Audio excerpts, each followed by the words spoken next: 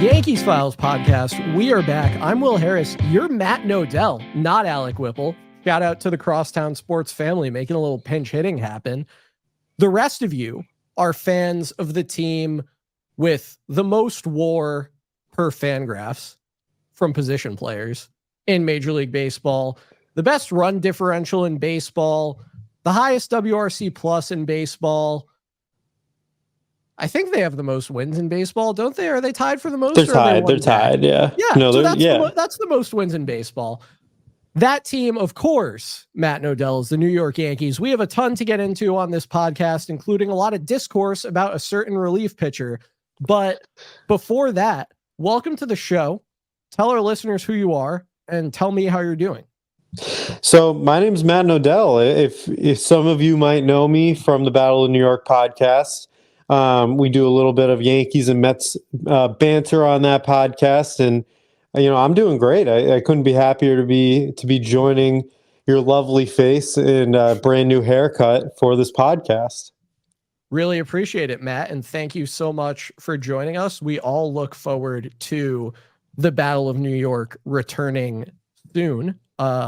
Joey, Caroline, enjoy your vacation, but also please come back. Shout out Rich Hernandez, by the way, just generally good guy. Gotta love him. Gotta love him. Also featured on the Battle of New York. So Matt, we're going to start with the hottest topic on Yankees Twitter today. And that is, of course, as it too often is, one Clayton Walter Holmes.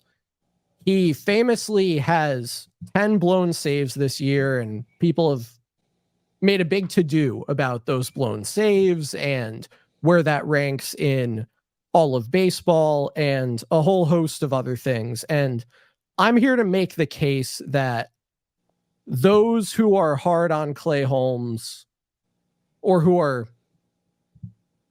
seeing Clay Holmes and his performance this year as disqualifying in some way, are really missing the boat. And I posted a thread on Twitter that I'm not sure if you saw earlier, but I'm just going to run through kind of some of the key points of that for us to jump off. And then I have a few other points I want to make. So you can see on Twitter at Yankees Files, I posted some thoughts on the Clay Holmes situation. First, in blown saves in the 9th inning and extras this year. So we're ignoring the times when he's coming in the 8th, allowed an inherited runner to score and been charged with a blown save that way, because that's a BS way, pun intended, to be charged with a blown save. In blown saves in the 9th inning and extras this year, he's allowed a 281 expected weighted on base average. So for those of you who aren't super familiar with WOBA, weighted on base average, it's a stat that just tells you about holistic offensive production, and it's scaled to the same scale as on base percentage. So 400 on base, really good. 400 WOBA or ex-WOBA, really good. 350 on base, still a pretty good player. Same deal. 281 is a miserable on base percentage. It's a miserable ex-WOBA. Only 5 qualified hitters in Major League Baseball this year have an ex-WOBA worse than 284. So even when Clay Holmes blows a game, he is turning opposing batters in the aggregate into Sal Frelick. Sal Frelick is not good at hitting. He's not. The other guys down there are like Brian Hayes, Anthony Volpe. There are a few others. You had to call up Volpe, huh? Anthony Volpe has his offensive issues, and we might get into that. Who are some pitchers who have allowed an ex-WOBA of 281 or worse this year overall? So not just when they're blowing games, but overall. Logan Gilbert, Ranger Suarez, Corbin Burns, Mike King, Jason Adam, Cole Reagans, Brian Abreu, Craig Kimbrell, Luke Weaver, Jose Alvarado, Pete Fairbanks, Ryan Preskey, Michael Tonkin, and Tommy Kahnle. So I reiterate, even when he's blowing games, he's better than the normal versions of a lot of very good pitchers. Second, batting average on balls in play allowed in those games. 1,667, 600, 500, 500, 250 when he gave up the home run to Masataka Yoshida. That one hurt. And 200, the game in Arizona in which he allowed 3 unearned runs and no ball left the infield. So, and the Yankees won that game. So most of the time, teams have to hit 500 or better, more often over 500 than under 500 on balls in play to beat him. And that's hard to do. And whether it happens frequently or not, we know it doesn't sustain over a large sample. And how do we know that? Because in 2022 and 2023, batters only hit 281 on balls in play against Clay Holmes, and he's not any different now. So if this kind of game-to-game result, this kind of game-to-game, what I call bad luck, were likely for a pitcher with Clay's profile, we'd have seen it sometime before. Third, you may know that Clay has allowed an average exit velocity under 88 miles an hour this year. If all the balls in play this year against Clay Holmes, or all the batted ball events, not just balls in play, home runs included, if all of those were just molded into one qualified hitter, that hitter would have the 27th lowest average exit velocity in baseball and the highest ground ball rate in baseball. He wouldn't be very good. Clay has a 67.6% ground ball rate this year. Thus far, he is having the only season since 2000 by a qualified reliever to have a ground ball rate at least that high and a batting average on balls in play over 342. His is 350 right now. It's only one of 2 seasons since 2000 by a qualified reliever to have a ground ball rate that high and a batting average on balls in play over 318. So I contend that Clay is the ultimate litmus test for, do you really believe in process over results? Can you identify a reason why a guy who gets a ton of ground balls and an above average number of strikeouts should have a 350 BABIP against him? No. Then you should recognize that his results should be good and that you should trust him moving forward.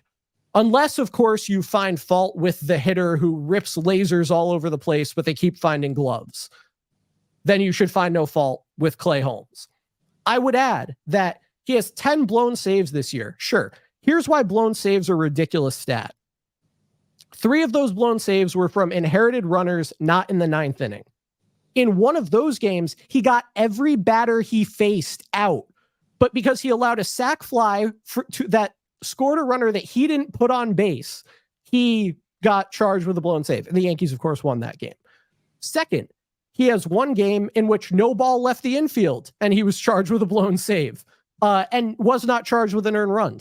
Third, we have obviously the game in Baltimore where Anthony Volpe boots an easy ground ball, and then Alex Verdugo misplays a ball with a 99% catch probability. And then you keep going beyond that. He has the game in Kansas City where he got the third out multiple times, and I think it was Anthony Rizzo at first base made like a really confounding play. The game in Philadelphia where he got multiple balls that were hit too softly to be double plays and multiple infield hits.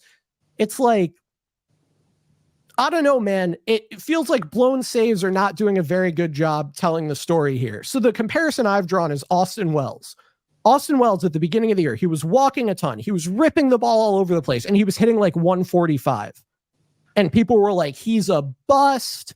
Why is he in the lineup? And look at Austin Wells now, because Austin Wells had a good process the whole time. Walk a ton and rip the ball is a phenomenal process for a hitter to have. And now he's getting the results. By that same token, strike out an above average number of guys, walk a below average number of guys, like walk fewer guys than the average, and get ridiculously weak contact on the ground. Great process for a pitcher. So I would contend if you had faith in Austin Wells when his results were bad, you should have faith in Clay Holmes. On top of that, Clay Holmes' results aren't bad. Like, the guy has 1.5 wins above replacement, which for a qualified relief pitcher is actually kind of a lot at this point in the season. Like, it's 11th in baseball, and his ERA starts with a 2. Like, I don't know where this idea that his results have been bad are, unless you only look at blown saves, which we just went through, clearly do not tell the whole story. Matt, I'm sorry for going on for so long. I will hear you out. The floor is yours. How do you think about Clay Holmes, and how do you think about the case that I made in his favor? So I think you actually made a really good case in his favor, and I'm not historically a Clay Holmes lover by any stretch. I love the comparison to Austin Wells and wanting to, if you have faith in one, you have to have faith in the other. I thought a really interesting pitcher to compare him to, and again, closers are closers, and let's be 100% honest here. Unless And I know the argument of making Clay Holmes a modern Mariano Rivera. I'm going to leave that out. Unless you have Mariano Rivera, most teams don't like the closer. They just simply don't. And one guy I think of is Emmanuel Clase. Last year, he led the league in blown saves. He had 12. He is a guy that throws over 100 miles an hour, 102 miles an hour. One of my favorite sportscasters is Chris Rose, and he says, I have no idea how people hit this guy. But what happens is you know who knows how to hit him? I'm sorry for interrupting you. Oswaldo Cabrera owns Emmanuel Clase. It makes no sense. No, it makes no sense. And I think as Waldo, you can't measure like being ready for certain situations. You just can't. But for some reason, that guy just locks in certain situations. And one of those is when Emmanuel Clase is on. It's bizarre. But one thing that I compare with both of them, completely different arsenals, is pitchers like that get a lot of contact, and it generates a lot of bad luck sometimes. So Clase last year goes from leading the league in blown saves to this year he has a 0.6 ERA. And every single time out there, you're like, oh, this guy's locked down. But it's like, well, if you remember last year, he really wasn't. And if you look back a couple of years ago for Clay Holmes, everybody was saying the same thing, that they're saying about Clase this year. It's, he had what when he got traded over from the Yankees, like this absolutely ridiculous ERA. Nobody could touch him. But the number that stands out when you go to his Savant page for me is the only blue area that I see on his page, which is the chase rate. Nobody goes out of the zone to swing and miss at his stuff. And I think that's where he runs into a little bit of, not a little bit, bad luck. If you can't get certain guys to swing and miss at your 100-mile-an-hour sinker, that's where today's game is different, right? Like we talk about swing and miss all the time. I mean, you can't have bad luck if they swing and miss at your pitch. That's true. And he has the stuff. It is interesting that Clase the last 2 years has struck out fewer than 8 guys per 9 innings. And it really pokes a hole in if Clay Holmes were good, he would strike guys out more. Emmanuel Clase strikes out a below average number of the batters he faces. Clay Holmes strikes out an above average number of the batters he faces. Like, it's not about necessarily, to your point, you can be effective without missing bats at like a Aroldis Chapman, Josh Hader, David Robertson at times, Dellin Betances, Andrew Miller level. And you have to do it with weak contact that's on the ground, as Clase and Holmes do. And they've both been, at various times, ridiculously effective. But it's also interesting, and you alluded to this when talking about guys with different arsenals.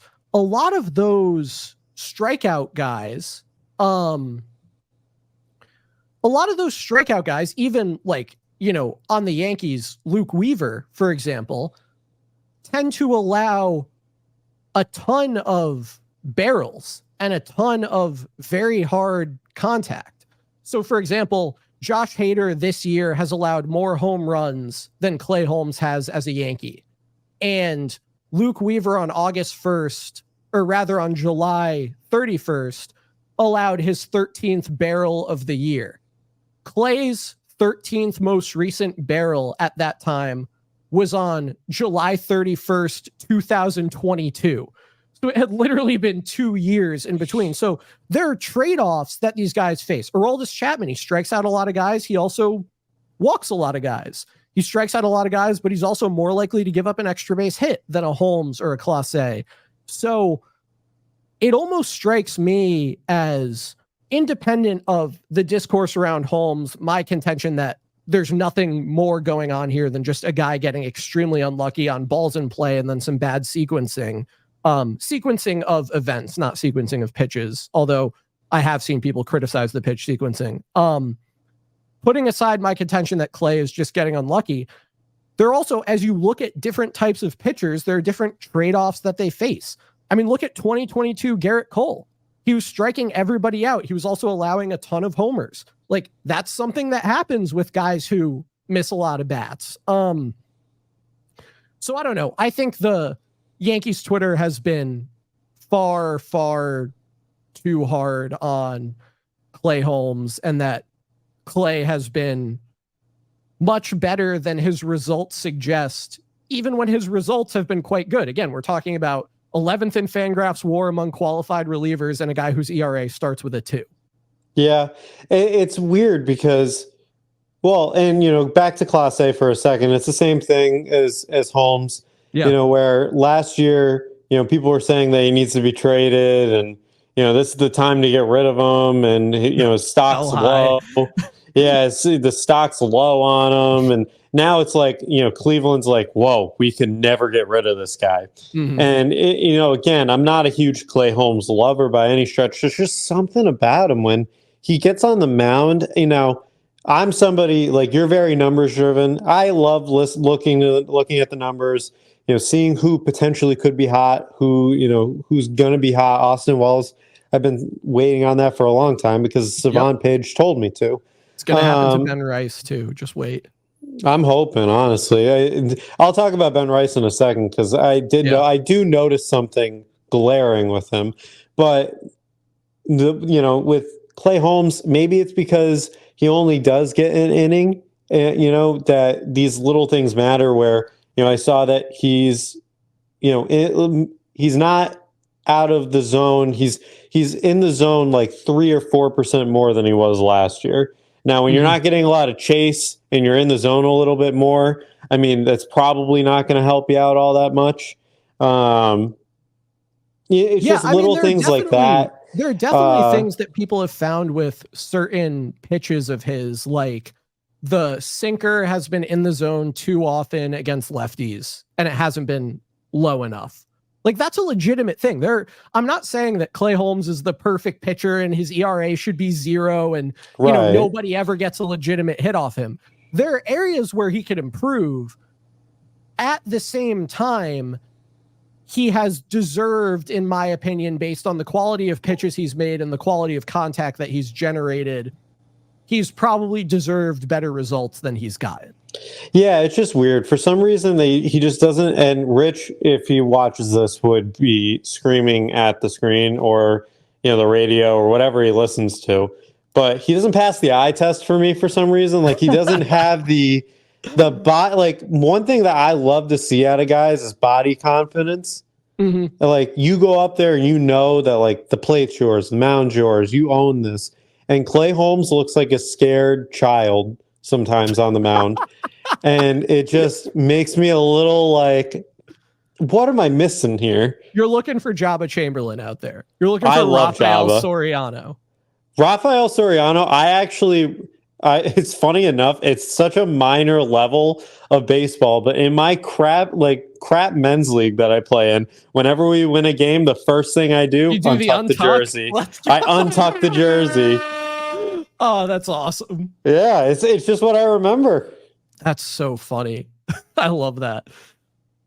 Oh, man. You said you had a comment on Ben Rice. I think while we're in this discussion of process and results and expected statistics and all of that, I'd love to hear what you have to say on Ben Rice. I would throw him a breaking ball every single time he is up. Like, every single pitch. Because, they always say that that's the biggest change between the minors and the majors, right? Is the breaking ball is just so much better at the major league level. And he just seems fooled out of his mind every single time someone throws him a curveball, slider. I mean, I understand why, like, at this point, if he goes up there, why would you throw him a fastball? He can hit a fastball better than majority of players, in my opinion. But when it comes to a breaking ball, I don't think he's developed enough as a hitter to get that pitch yet. And I'm not saying he's not going to. I'm not saying he's not going to figure it out. But some of the swings have been really ugly looking. And if I'm him at this point, and again, I'm not, obviously. Wait, you're not Ben Rice? I wish. I wish, honestly. Just to say I had a 3-homer game. Exactly. I don't even have 3 career home runs in crap league. I don't even know if I have 3 career home runs on MLB The Show.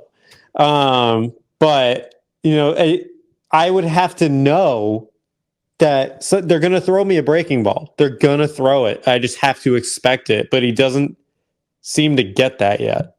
Yeah. So Ben Rice, to your point, he's been above average against four seams and unclassified fastballs, cutters, and changeups. He's been below average against splitters, sinkers, sliders, curveballs, and knuckle curves. Now, the good news for Ben Rice is he's seen fastballs, again, four seam and unclassified, cutters, and changeups basically 50% of the time. It's that other 50% that you're getting at where he's getting, pitches that move and drop and wiggle that he struggles with. What Ben Rice has working for him, and the reason that I'm confident that he can get through having a weakness with breaking and off-speed pitches, is his plate discipline is elite. Like, one of the main things you want to see from a good hitter is low chase and then high swing at pitches in the zone. And Ben Rice is really, really good at that. And the fact that he has such a low chase rate has allowed him to walk 12% of the time. So even when he's not hitting well, he's getting on base, which we absolutely love to see. And then I would just add, Matt, I don't know if I would assume you're not as deep in baseball prospectus as I am, but this guy, I believe it was Robert Orr from Baseball Prospectus, built this stat called Seager, which it stands for like selective aggression engagement rate. And basically it says, do you let pitches go that you can't drive? And then do you swing at pitches that you can drive? So it's more than just how much do you swing in the zone minus how much do you chase. It takes into account, are you hitting the ball hard? Are you pulling the ball in the air? Are you doing damage when you make contact? How selective are you? All this stuff. Ben Rice, who has 157 plate appearances at the major league level, is in the 80th percentile in Seager. So if you consider his plate discipline holistically and you just grab 5 random major leaguers, Ben Rice's plate discipline will be better than 4 out of 5 of them every time you grab a group of 5. So between that and the fact that he generally crushes the ball when he makes contact, I feel like he has the bones there to ride out a slump, because look, you can throw him curveballs, but they have to be in the zone. And maybe he's going to struggle with them even if they're in the zone, but he's not going to chase them. And since he's not going to chase them, maybe you end up in fastball counts against him. And we know how he does against fastballs. So true. For that reason, for the fact that he is just very good at knowing which pitches he can hit and which pitches he can't, I'm confident that Ben Rice will be a good and above average hitter at the major league level. But I'm totally with you.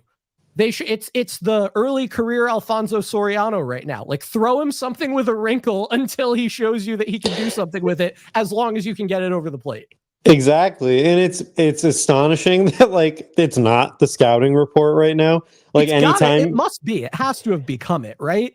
Yeah, granted, he's batting 197 or whatever it is after 2 nights ago, I think was the last time he played. DJ played last night.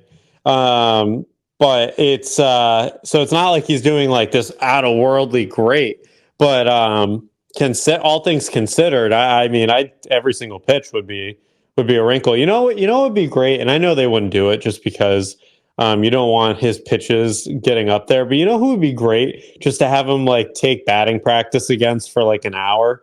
Marcus Stroman. Just throw Oh Stroman out yeah. there. Just Yeah. throw Stroman out there, and because everything Stroman throws is a wrinkle. Prior to his performance in last night's game, I would have said that's the most valuable thing Stroman can do for the Yankees right now.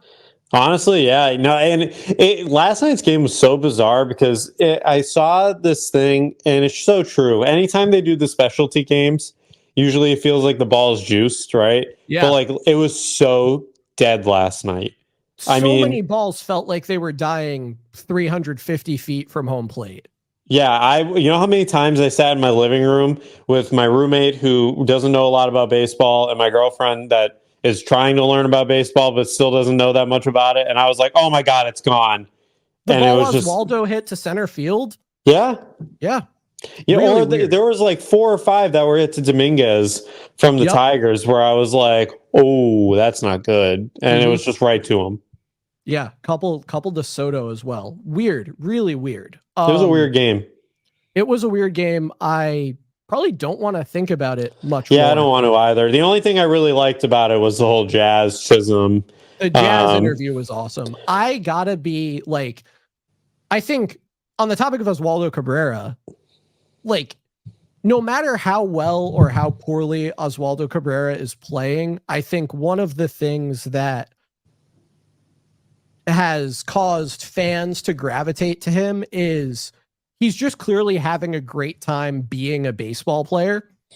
And I think Jazz has that same thing. Like in that interview last night, it was clear that like Jazz loves being a Yankee. Jazz loves getting to, interact with the little leaguers. Jazz loves just being a big leaguer and everything that comes with it. He loves being him. He loves being Jazz Chisholm Jr.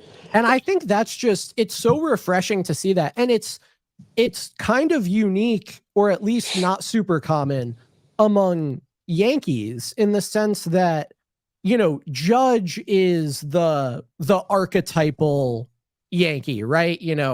Don't say anything in the press conference, don't have a big, reputation off the field. Even far more was written in the tabloids about Derek Jeter than ever has been or will be about Aaron Judge. So, beyond the Jeterian interviews he gives, there's even that, head down, not flashy. And every so often the Yankees have a guy who leans a little bit more in Jazz's direction. I think Soto is even that way a little bit. Like, he's having a great time. He knows how good he is at the game, and he's not afraid to show you either of those things. And it's refreshing in a way, or at least it's an exciting change of pace to have a guy who leans into that in the way that Jazz does. And I think it's possible for, in some cases, that to come off as contrived. Like, this could be received poorly, but like, it's not obvious to me that in the clubhouse that they were in, Nick Swisher and AJ Burnett and Johnny Damon were always just like yucking it up and having a great time. It's not clear to me that that was really the vibe there, but from Jazz in particular, it just feels so genuine. Like, there's no situation in which his personality wouldn't come through. And I really appreciate that, because I think it's been an extremely positive thing. And it's nice that, he hasn't in any way, I would say, been disrespectful of his teammates or his, any obligation that he has to represent the Yankees well, but he's done it in a way that is authentic and reflective of like who he is as a person. And I think that's a lot of fun. It's not something we get very often on the Yankees, I would say. No, I tweeted it out last night. This team has done like such a good job of taking players that I hated and making them likable to me as people. I like, granted, like, Verdugo has not had a good year. Yeah, No. I know he's not your favorite, but by all means, he's been a character that I've actually enjoyed, seeing interactions with and like hearing him talk. And, I could not stand him as a Red Sox. Stroman, couldn't stand him anywhere he went. Sure. He always seemed to come out and say the wrong things not about his teammates, He was but always about where he was. And, that's clearly changed. And Jazz as well. I wasn't a Jazz fan. I didn't like what happened with Miggy Rowe, but, the more I've read into it, a lot of it makes more sense. And, he comes over here and, you just kind of get it more. And I think it's a lot of, being able to see these guys more than you would see them as an opposing fan, and really getting like their true versions of themselves, more so than the grabby headlines that you're going to read about them. And Sure. in Jazz's case especially, I really like all of the stuff that's gone on, and I think a lot of it has to do with the fact of in Miami, which abysmal, he was the guy, right? And like, to be fair, he's not a superstar, right? Yeah, He he is a very probably, good player. there's probably a little more name and personality recognition than on-field production there. Yeah, and he's a very good player. He's not a superstar. Yeah, As of right now. He very well could be in the maybe. future. I don't want to limit him to that, but he comes to New York, he gets to just be that fun-loving guy that a team would love to have instead of the guy and the fun-loving guy. And I think it just kind of changes perspective a little bit. And honestly, it seemed to, before he hurt his elbow, which he's fine. He's going to be back after the IL stint. Yep. He'll be fine. He'll come back and he'll be able to produce because it's more focused on just being him than it was in Miami. Yeah, and I was gonna put, or I had originally put on our agenda, use of Oswald Peraza, but I think there's really not much to get into there because we have to assume with Jazz only staying the minimum number of days on the IL that Peraza will replace him, and that'll kind of be the end of that. And it'll be great to have Jazz back. I mean, not only another competent bat in the lineup, but he's handled third base very well defensively. He can play the outfield in a pinch, which we've seen him do. It's great that he can play center field if he has to. And he's just been, a lot of fun, another stolen base threat. So excited to have Jazz back. Sorry to Oswald Peraza. The prospect I do want to talk about is Jasson Dominguez. So we saw him called up as the 27th man for the Williamsport game. First of all, weird that they had a 27th man, that it was stipulated that the 27th man couldn't be a pitcher. And just that they had it at all, given that it wasn't a doubleheader, like why going to a neutral site would require that you need another position player. And they have today off. Yeah, no, super, super weird.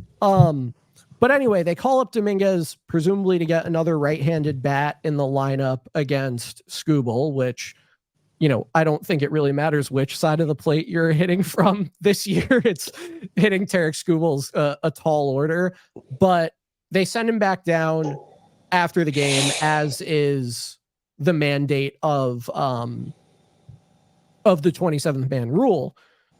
And there's been a lot of hand-wringing about service time manipulation and wanting to keep his rookie eligibility and whatever else. So let's just set out a couple of things first. The Yankees have already secured an additional year of Jasson Dominguez. Like between last year and this year, even if he played every day from now on, they would still retain that year of control. So that part is out of the question. What remains in question is his rookie eligibility. And there's been a lot of, as I said, hand-wringing and just discussion about if the way the Yankees have handled Jasson Dominguez since he came back from his injury, in that they haven't called him up, has to do with having a vested interest in maintaining his rookie eligibility. Now, I would propose that what is he? Did he turn 21, right?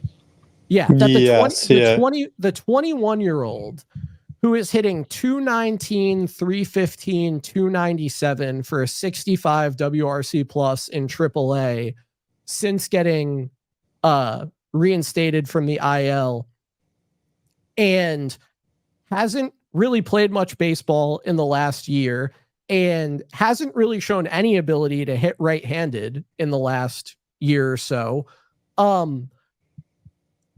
Is nothing about his performance in AAA is screaming like he's banging down the door. And sure, Alex Verdugo's been bad, but Trent Grisham hasn't. We've discussed this in the Crosstown Sports group chat a little bit. It's hard for me, based on the way Dominguez is playing, to believe that there's anything like nefarious or, illicit going on here. How do you see the situation? Would you take a flyer on him and say he can't be worse than Verdugo, and, maybe he rediscovers what he had last year and run with it? Would you wait for him to really show something in the minors? Like, what do you think is the right way for them to handle Dominguez?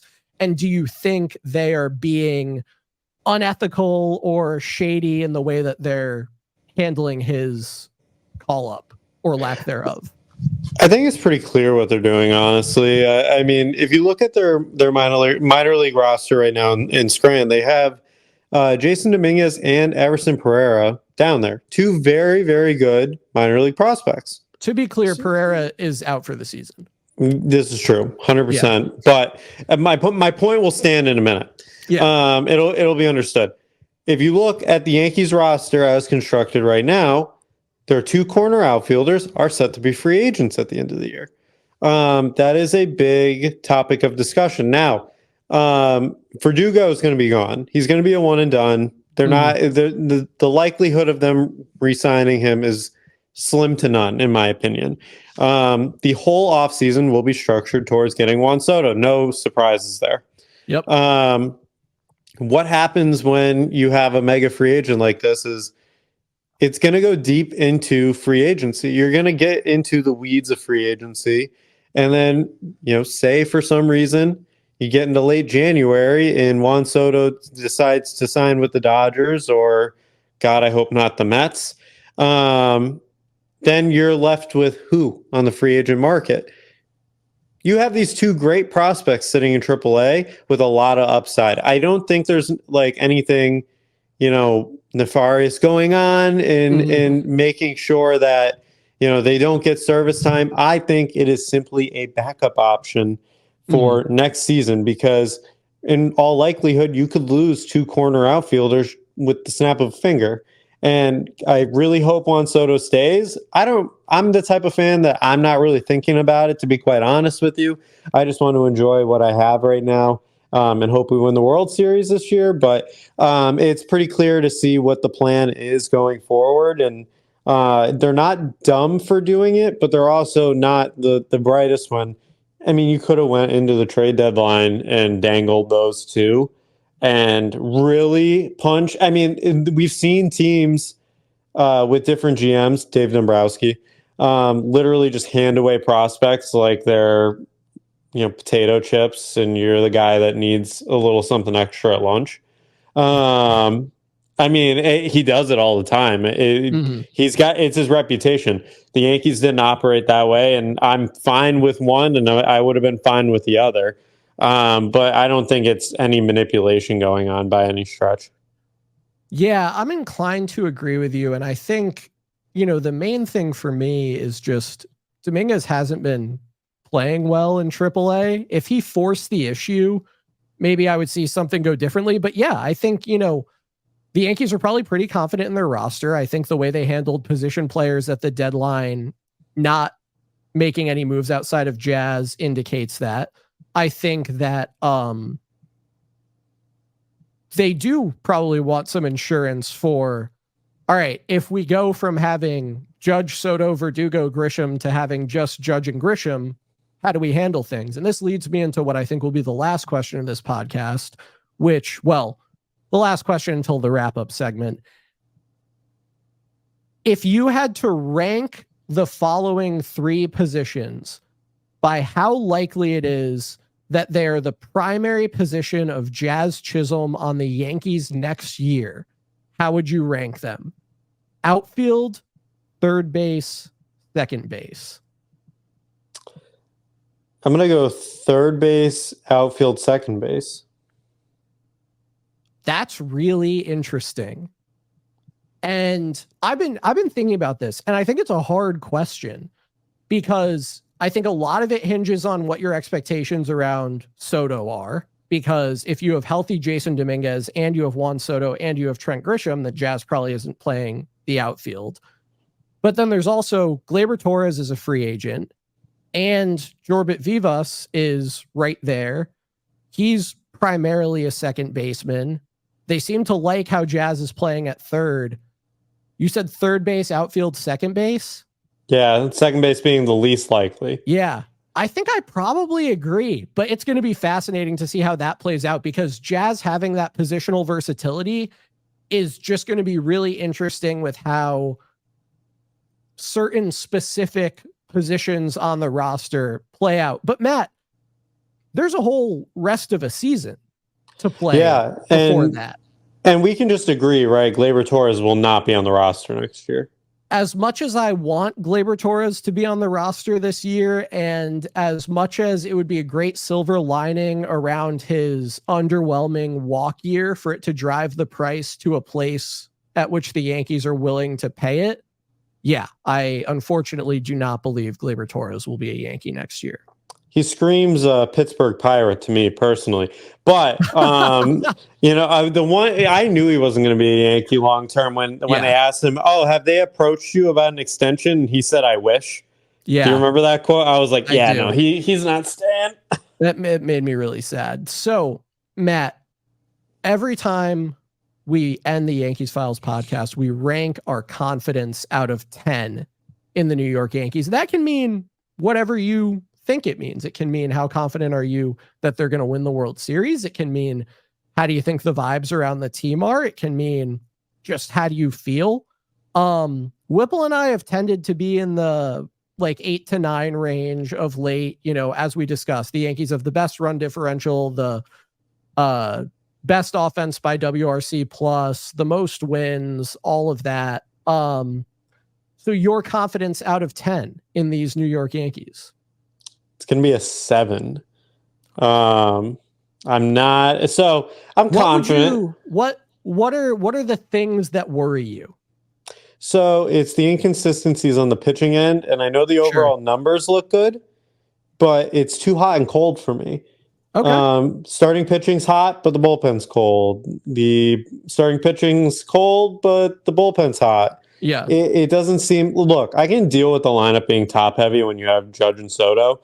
Sure. I think when you get to the playoffs, I've had people argue with me over this, but you can live with having 2 really hot hands because all you need is someone at the bottom of that order to help you out, but you need to be able to produce on the pitching end. And I mean, we've had the conversation of who's the third guy in that rotation for October because it's been so up and down for everybody. I know everyone wants to say Clark Schmidt, but he hasn't pitched in 3 months. Yeah. So, I mean, are we really banking on a guy that couldn't make it through 3 times through the order when he was in the rotation? Yeah, I hear you. And pitching has been my concern about the team as well. I think, Joey and I were going back and forth about this in the group chat the other day. I said, it wouldn't be weird for the pitching to get super hot and be lights out in the playoffs. And it also wouldn't be weird for them to just get shelled. And we're just not going to know until we're there. And that is the scary thing and the beautiful thing about baseball, I guess. I've been up around a 9. I think I'm going to go, let me think.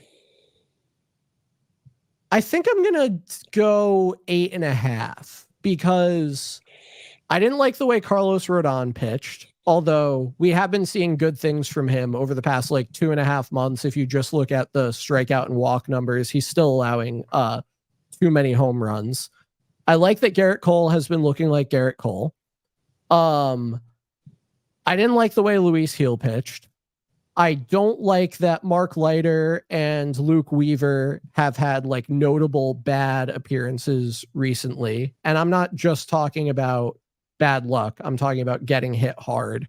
So yeah, I mean, I share your concern. My reservations are on the pitching side, but I really believe in the offense. And I think, you know, I'm not going to know. None of us are going to know whether they're going to have a good pitching staff or whether this pitching staff is going to produce well in the postseason or not. And we're just going to have to see. But I think they're positioned well to win the division. You know, they're in a tie for first place. Nobody's had a better run differential. They have the most wins in baseball, and it's going to be a fun rest of the season. I think that's really all we can say about it. So Matt, we're about to wrap this thing up. Thank you again for your pinch hitting appearance here. I know Giancarlo Stanton has a pretty bad pinch hitting reputation. I'd say yours is far better at this point. Before we wrap up, do you want to direct people anywhere? Where can they find you? Where can they find the Battle of New York, or just any parting shots you have for us? Yeah, you can find me on X or Twitter, whatever you might call it, at Matt Nodell. Follow the Battle of New York at Battle of NYBB. And follow Crosstown Sports Network, of course, right? I mean, it's great. We're hoping we're coming back soon. I know I'm excited to chop up more ball, and yeah, make sure everyone's listening to Yankee Files all the time. Appreciate it, man. So that will be it for this podcast. We'll wrap things up here. So as people know, they can follow everything we do at YankeesFiles.com. We're also on Twitter, where you can find us at Yankees Files. Podcast is available wherever you get your podcasts. We hope that you'll rate, review, subscribe, download, do all the stuff that juices our numbers. If you like the podcast, if you don't like it, we hope you'll just listen to it and download it and stuff. We don't have time for your bad reviews, low ratings, dislikes, any of that. You can get the podcast with video if you are listening on Spotify, or you can get the whole video episode on the Crosstown Sports YouTube channel, youtube.com/@crosstownsports, where you can also see Matt, Rich, Joey, and Caroline on the Battle of New York. You can also follow Crosstown Sports on Twitter at CrosstownSN. With that, we will wrap things up for this podcast. I will be back similar time, similar place next week, presumably with Whipple, to recap the week that was as the Yankees take on Cleveland and Colorado. And until then, thank you, Matt, for joining us, and let's go Yankees.